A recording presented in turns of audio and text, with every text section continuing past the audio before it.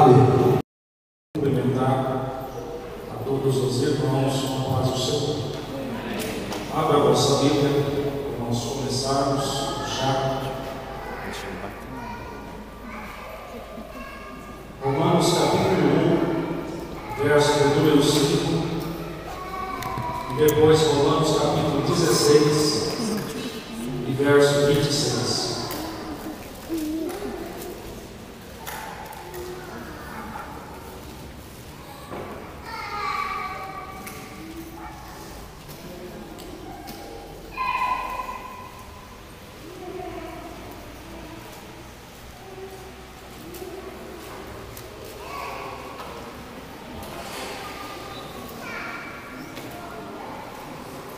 Todos acharam, digam amém. Romanos capítulo 1, verso 5.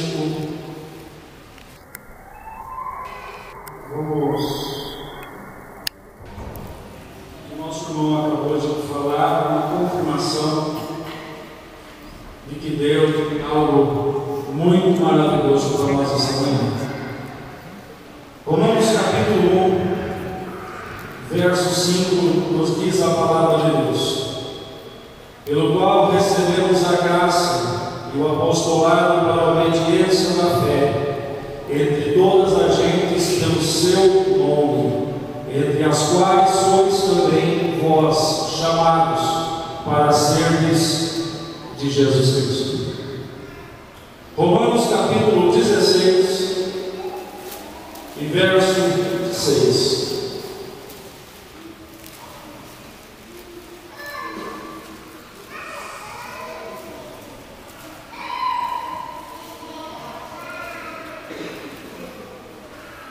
Amém? Vamos para o 25. Ora, aquele que é poderoso para nos confirmar segundo o seu Evangelho, segundo o meu Evangelho, e a pregação de Jesus Cristo, conforme a revelação do mistério, que desde tempos eternos esteve oculto, mas que se manifestou agora e se notificou pelas escrituras dos profetas, segundo o mandamento do Deus eterno a todas as nações para a obediência da fé. Amém. Podemos dizer. Só que nós não vamos começar lá em Romanos. Nós vamos para Gênesis, capítulo número 15. Prepare a mão aí para você fazer assim a Bíblia hoje, tá? Gênesis, primeiro livro da Bíblia, capítulo número 15.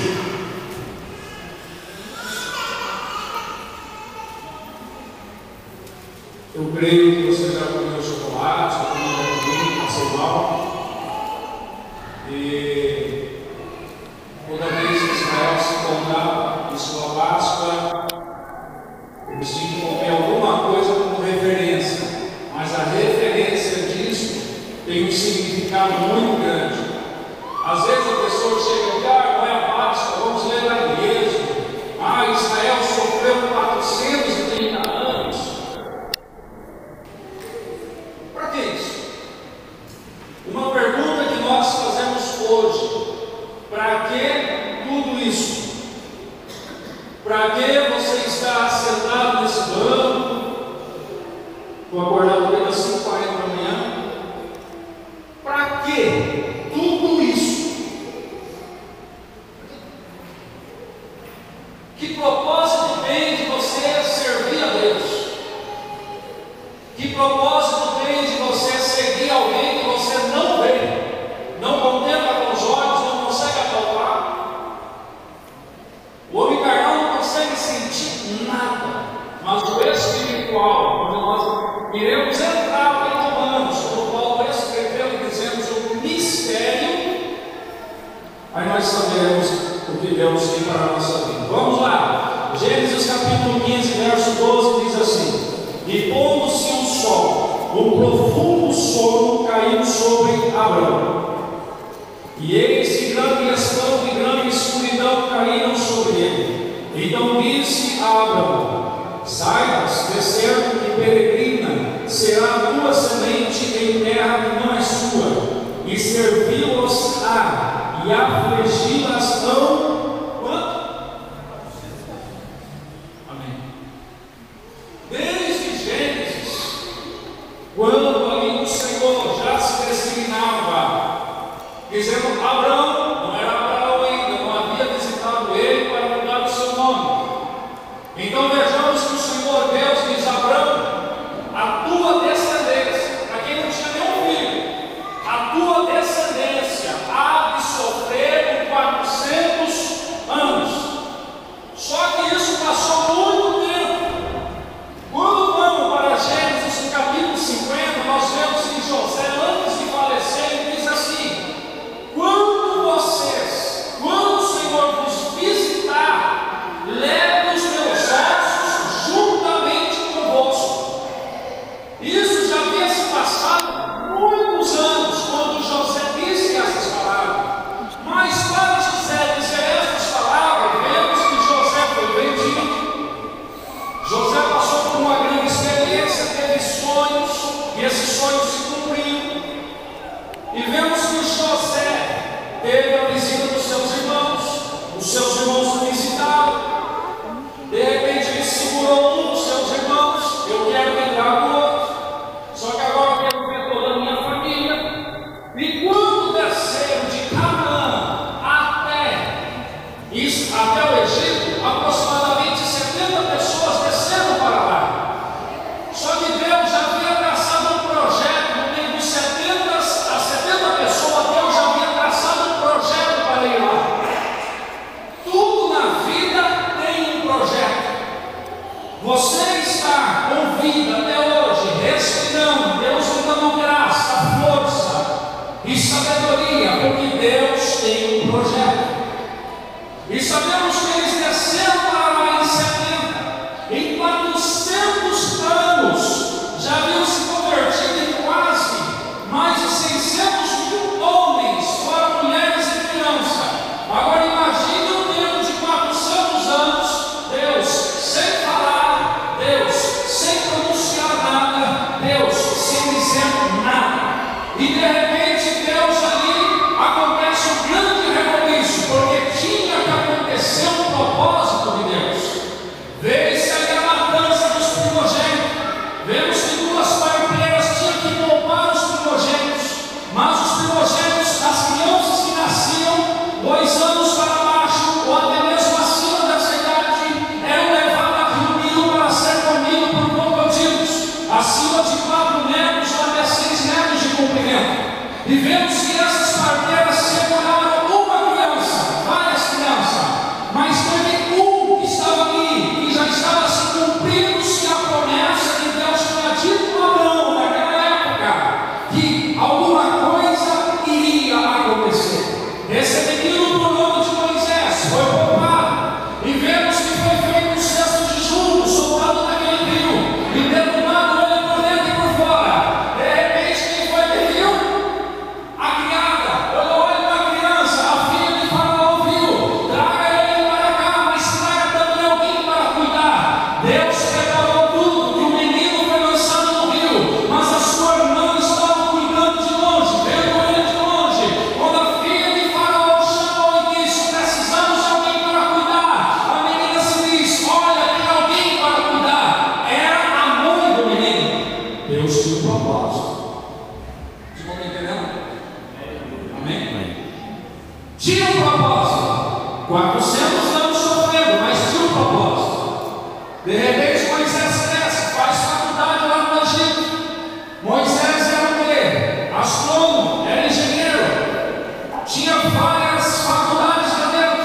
De repente ele viu o sofrimento em um dos povos céus. Ele foi lá, matou um soldado, ele fugiu. Quando ele fugiu, foi para as terras de Midian e Jefté, ali conheceu uma mulher, e ele se casou com ela, ficou 40 anos naquela terra, e de repente Deus aparece em meio de uma sarça ardente e diz: Moisés. Deus aí começa a cumprir a sua promessa. Vida com propósito. Você tem, Deus tem um propósito. Se a tua vida não tiver propósito, a tua vida não é vida. A nossa vida tem que ter propósito. Que propósito temos hoje diante de Deus? Quais são os propósitos? Quais são as finalidades que tem para com Deus? E quais são as finalidades que Deus tem para com a minha vida? Em que caminho que nós podemos traçar? Em que caminho que nós podemos ir? Mas é tudo debaixo do propósito de Deus. Vemos que Moisés recebe o chamado de Deus. E Deus diz a ele que ele tinha que voltar no Egito. Quando ele chega no Egito, aquele menino de Faraó, que era pequeno, já era rei, já estava comandando, se encontra com Moisés. E vemos que Deus tem um grande propósito ali de tirar aquele povo.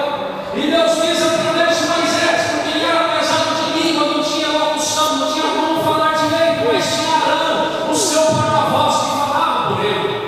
E quando Moisés ali vai dizendo que Deus tinha mandado ele tirar o povo do Egito, tirar daquela escravidão, Faraó não deu bola, não deu ouvido, não deu a mínima importância para Moisés. Mas vemos que Deus abriu o seu propósito, a sua meta, o seu desígnio, algo para ser feito. Vemos que Deus ali coloca um propósito muito grande. E disse assim, no capítulo 7 de Êxodo: então disse o Senhor a Moisés: eis que tenho posto por Deus sobre Faraó. Quando Moisés se apresenta a Faraó, se você nunca leu esse versículo, você entende aí que Deus colocou Moisés como Deus. Letra maiúscula. Então por isso que Deus enterrou Moisés e ninguém achou até hoje. Isso. Porque Moisés era como Deus na terra. Que Moisés falasse.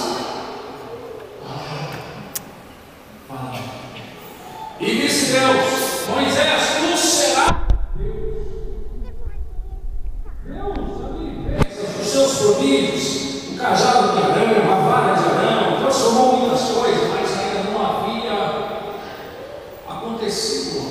Por quê? Vemos que tu falarás, Êxodo capítulo 7, tu falarás tudo que eu te mandar, e Arão teu irmão falará a Faraó, que deixa ir os filhos de Israel da sua terra. Amém? Quem está acompanhando? Verso 3: eu, porém, Deus, não era Moisés, endurecerei o coração de Faraó e multiplicarei na terra do Egito os meus sinais e as minhas maravilhas. Amém? Tem muitos irmãos que já ouviram esse estudo aqui, mas que não costumam ouvir ainda. Até onde nós vamos chegar em Romanos, tem que passar por ele. Deus disse para Moisés: tu vai tirar o meu povo do Egito. Amém? Aí ele diz assim para Moisés: mas eu endurecerei o coração de Faraó, para que se multiplique as maravilhas e sinais na terra do Egito. Vamos lá. Deus é doido. Por quê? Ele acabou de dizer que tinha que tirar o povo do Egito. Agora ele diz que vai endurecer o coração de Faraó de tal maneira que vai multiplicar os milagres e sinais do Egito. Deus não tinha um propósito em cima disso? Amém? Está difícil? Está complicado? Vai complicar mais ainda. Deus tem um propósito. Mas eu não estou conseguindo, parece que as coisas estão me apertando. Não se preocupe, vai apertar mais ainda. Mas nunca se esqueça do propósito de Deus na tua vida. Deus ali diz: eu vou tirar, mas eu vou crescer. Em meio à libertação, em meio à circunstância, Deus tem os seus métodos de trabalhar. Mas como? Primeira praga. Veio uma praga sobre o Egito, a praga que as águas ficaram em sangue.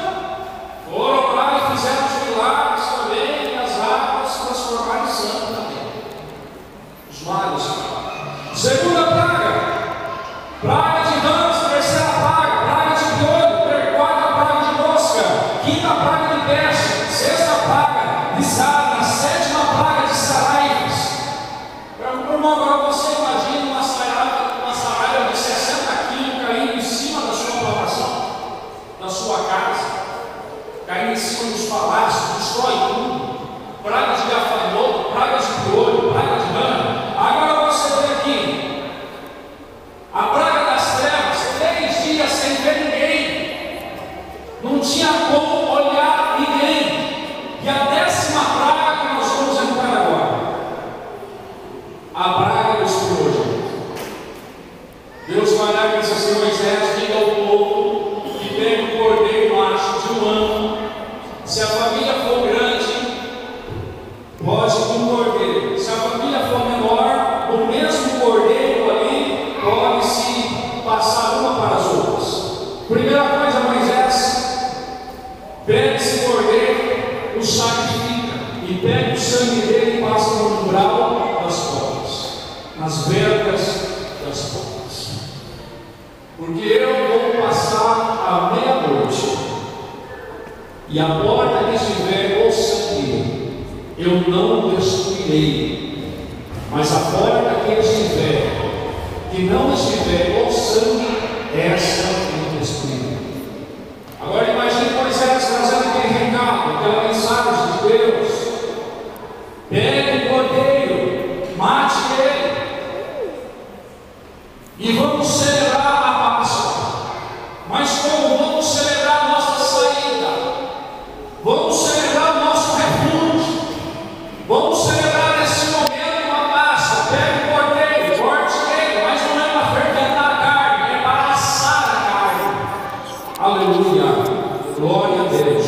É para assar a carne. E também Moisés diz ao povo que é para pegar pão sem fermento.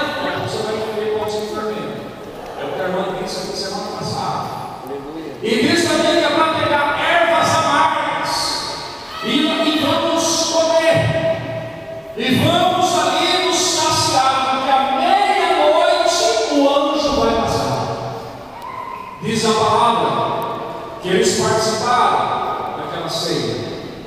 Agora vamos todo tipo de fermento, esse fermento tóxico da Itaquara ou Fermon, isso é tóxico. E Deus não disse: pegue pão sem fermento, ácido, pão que não tenha fermento. E o pão com fermento ele cresce.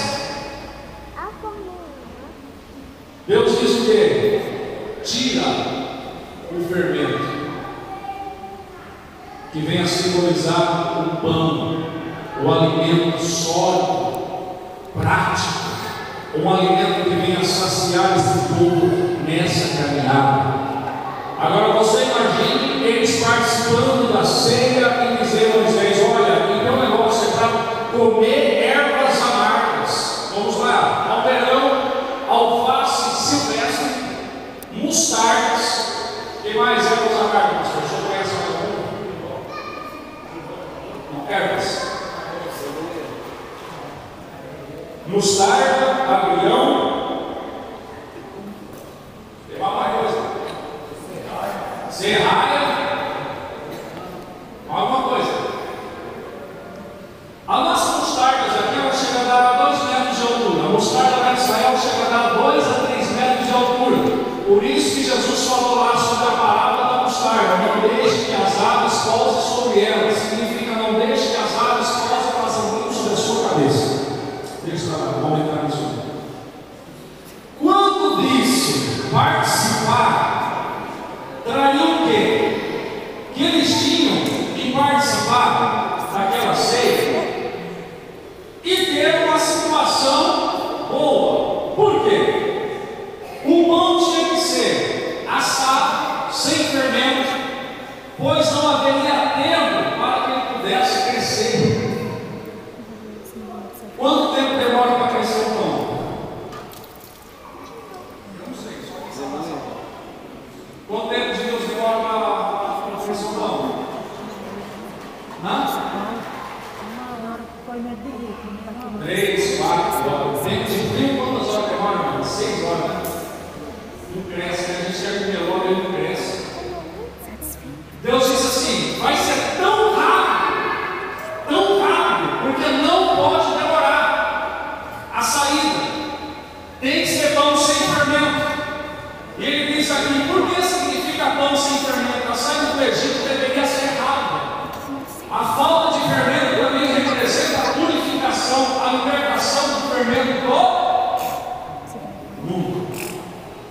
Cuidado com o fermento do mundo. O que é fermento do mundo?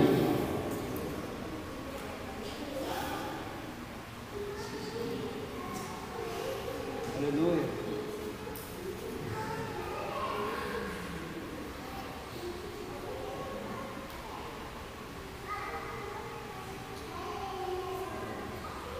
Desse tamanhozinho.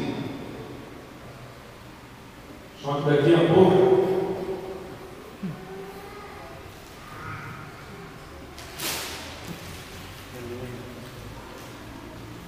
fica desse tamanho. O que é isso dentro de uma igreja?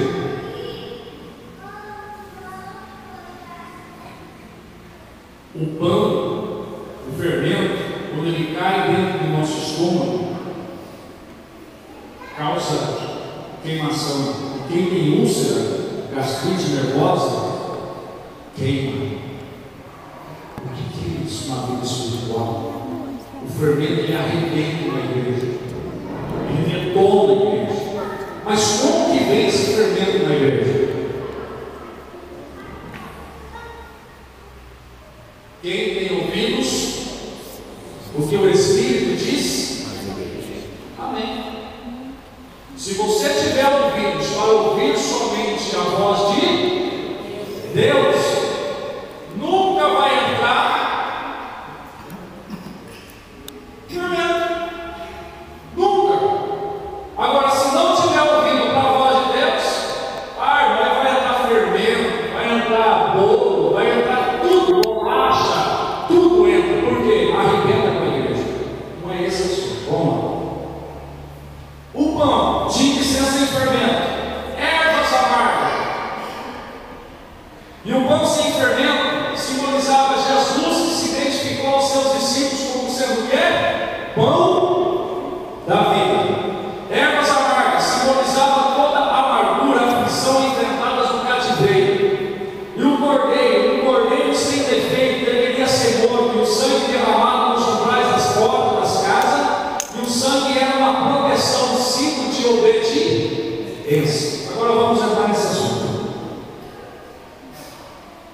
O que Deus tinha com um povo que acabaram de comer daquela ceia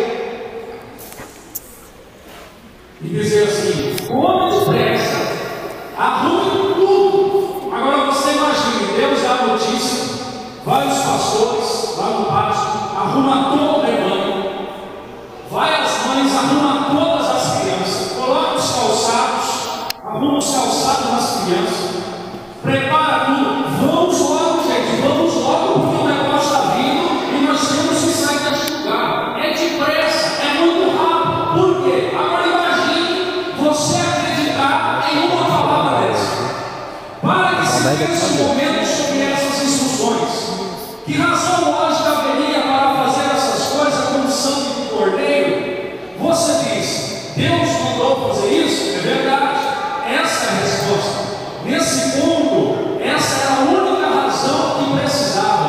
Não havia poder no sangue seco de um cordeiro morto. Todavia, em sua sabedoria insondável, Deus preparou um plano que só exigia uma coisa: obediência. Deus só está querendo uma coisa de nós. O quê? O quê? Obediência. Deus só quer uma coisa de mim: obediência. Mas ele diz lá no Salmo 91 que 1.000 cairão ao teu lado, 10.000 à tua direita, mas tu não serás atingido. Ele diz também que ele te livrará da peste e do passarinheiro e da peste perniciosa.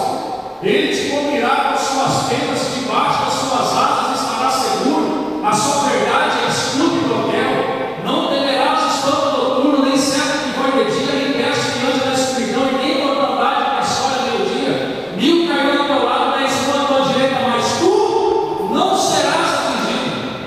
Amém? Glória a Deus! Aleluia! Fala até línguas estranhas. Só que em todo sacrifício que é feito, tem que ter o quê? Obediência.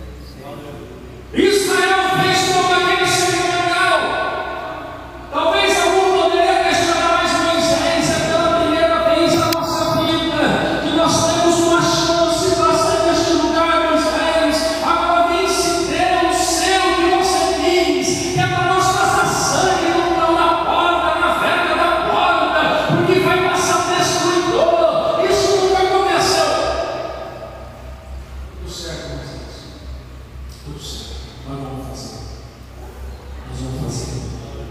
Nós vamos fazer. Nós vamos fazer. Tudo certo, nós vamos fazer. Nós vamos fazer, Moisés. Tudo certo. É para nós sair daqui?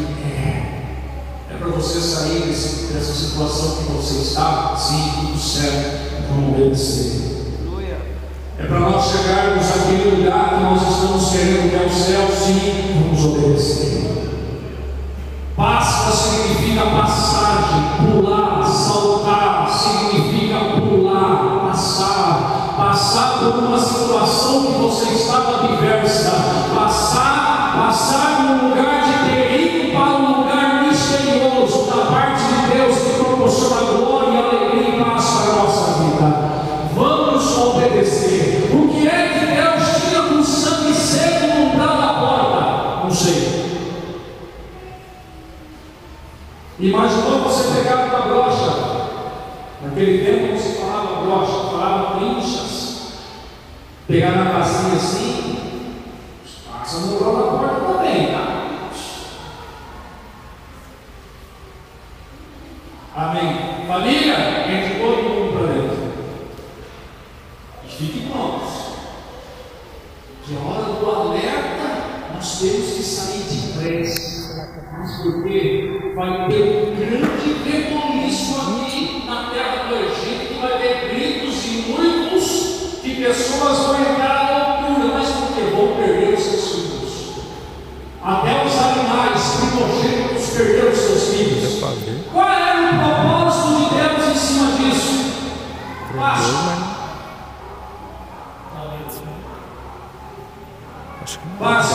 Passar por cima. Usado 3 vezes no Êxodo, vendo eu sangue passarei por cima de vós. Este é o sacrifício da paz que o Senhor passou as casas dos filhos de Israel do Egito. Afinal, qual é o significado do Senhor passar por cima? Significa que Deus desviará das casas que estiverem marcadas pelo sangue. Deus permitiu que houvesse desvios nas casas. Mas para que isso significa para mim?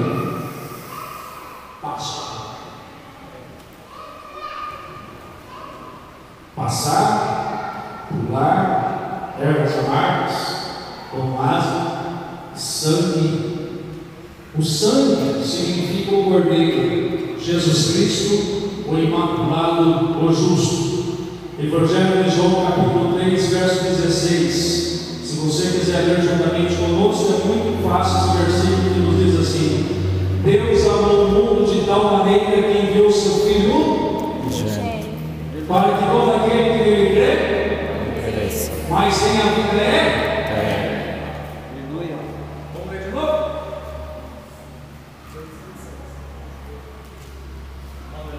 Aleluia. Porque Deus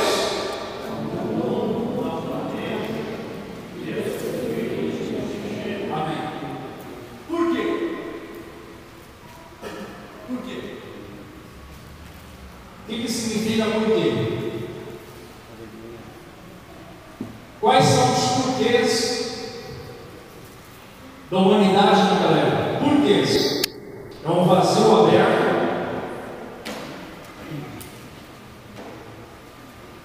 que tem que ser preenchido com alguma coisa. Irmão, não estamos saindo da Páscoa. Eu falei que mais um dia com essa Páscoa.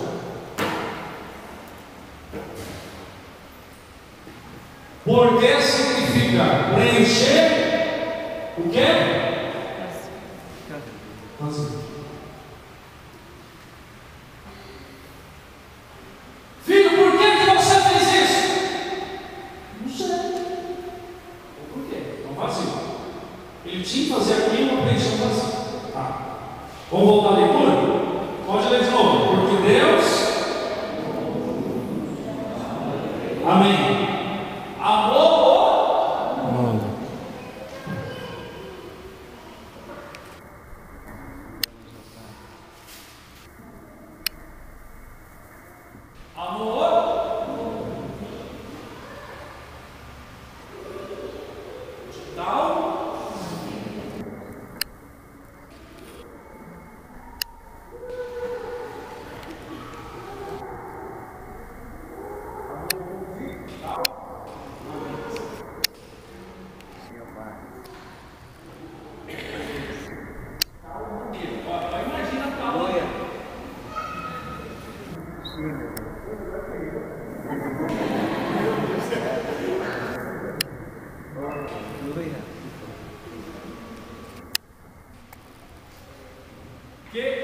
Deu significa doação. Pegou essa forma um dia, hoje eu quero.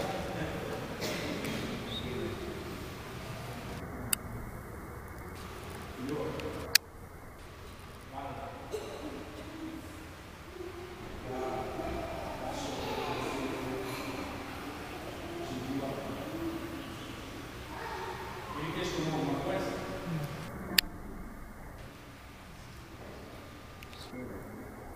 Tal maneira, situações que têm que ser feitas. De tal maneira significa uma situação que tem que ser feita de qualquer modo, não existe escapatória.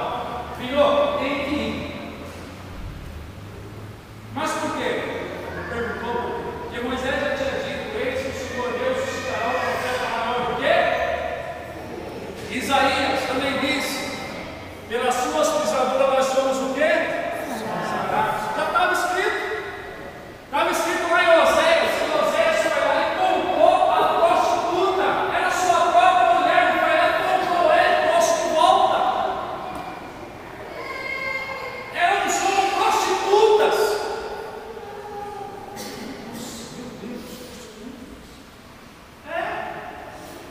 Andava na mão de um pecado hoje, na mão do pecado amanhã, na mão do pecado hoje, na mão do pecado amanhã. Jesus foi lá e comprou com o seu próprio. Aleluia. Glória a Deus. Éramos prostitutos. Jesus foi lá e comprou a gente com o seu sangue, pagando caro agora. Está pago. Aleluia. Só que tem um porém: além de ele comprar, ele traz para a sua casa, para a sua residência. Oh, aleluia. Quando ele trouxe para a sua residência, ele quer dar o melhor banquete. Ele diz na sua palavra: quem entrar por mim, entrará, sairá e achará o quê? Não significa, irmão, nós vamos comer letrinha todos os dias da nossa vida. É letrinha de manhã, de tarde, de noite. Letrinha de manhã, de tarde, de noite. O que são as letrinhas? Palavra de Deus. Aí ele disse, aleluia, glória a Deus. Ele disse que ele comprou o Senhor Deus amou de tal maneira que enviou o seu filho, para que todo aquele que nele crê não pereça, mas tenha o quê? Para que todo aquele, sabe o que é isso aí? Aquele, Aleluia.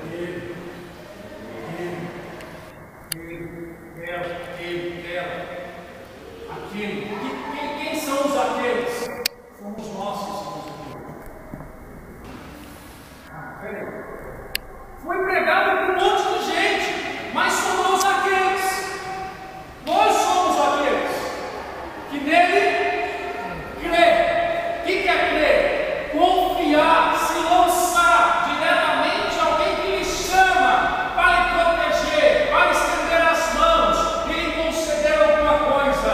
Então nós cremos que alguém poderia mudar a nossa vida, e esse alguém é quem? Jesus Cristo. Se o mundo fosse salvo por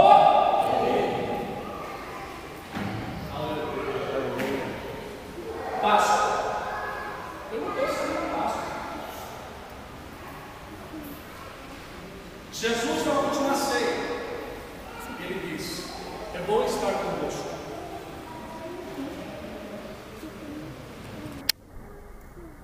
E participaram daquela Páscoa, participaram, e vemos que ele, participando daquela ceia, só que não tinha cordeiro mais. Porque os samaritanos fazem sacrifícios até hoje de cordeiros. Até hoje, os judeus. Nós não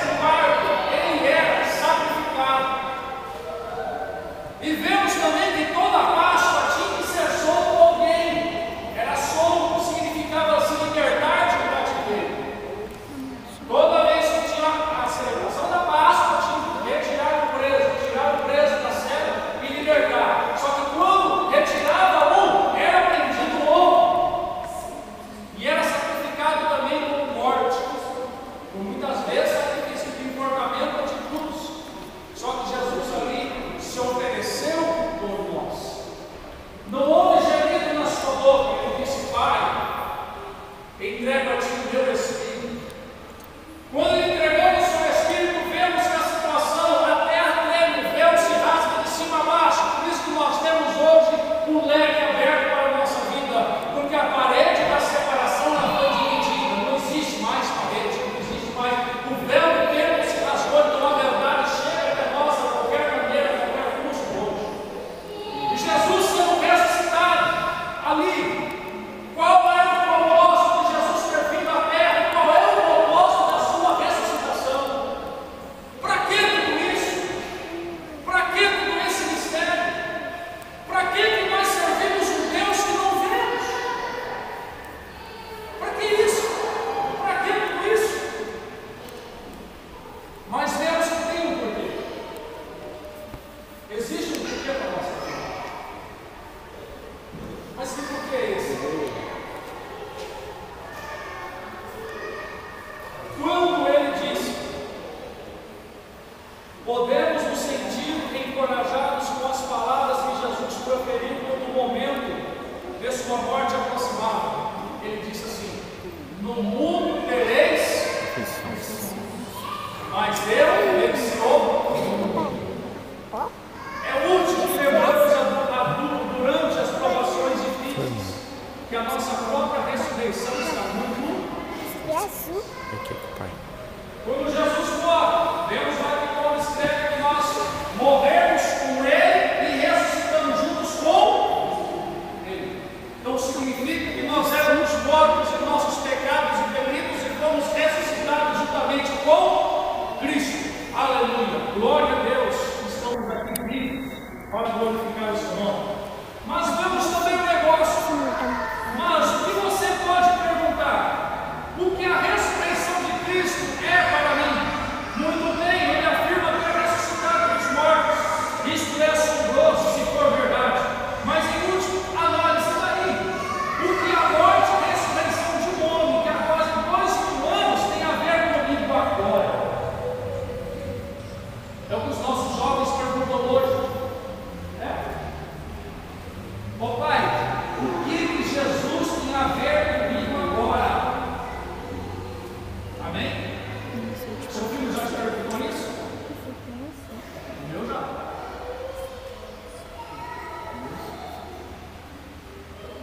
O que a ressurreição, o que Jesus tem a ver com nós? Você já parou para responder isso? O que essa loucura toda, o nosso irmão ali já foi um chato, o que isso tem a ver com a gente? Amém. Glória a Deus.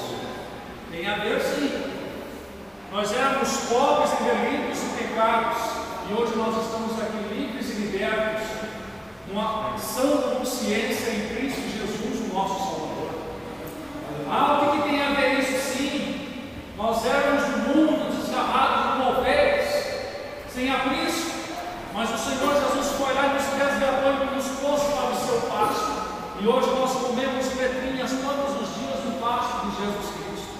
Mas o que isso tem a ver com a nossa vida? O que há 2.000 anos tem a ver comigo agora? O que isso tem a ver? Amém? Aleluia. Para recapitular, o que isso tem a ver com nós? Páscoa, Cordeiro, ser crente, glorificar a Deus, falar em línguas estranhas. O que isso tem a ver comigo? Te dou 2 minutos para você ver.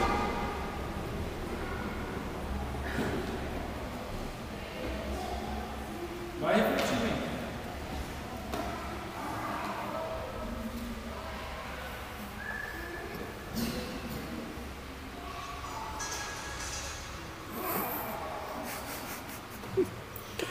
Também refletindo ali já.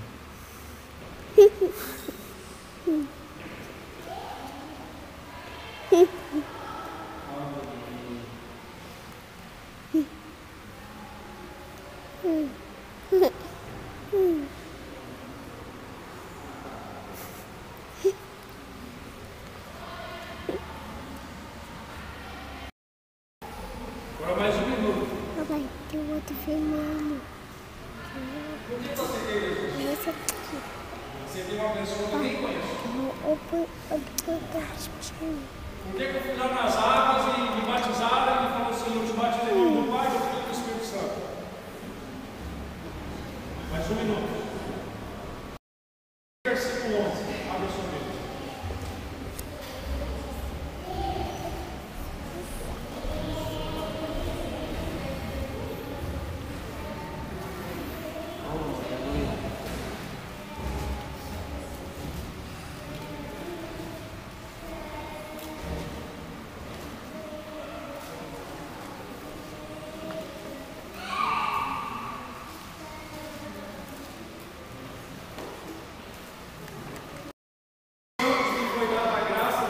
Entre os gentios por meio do Evangelho e as riquezas incompreensíveis de Cristo,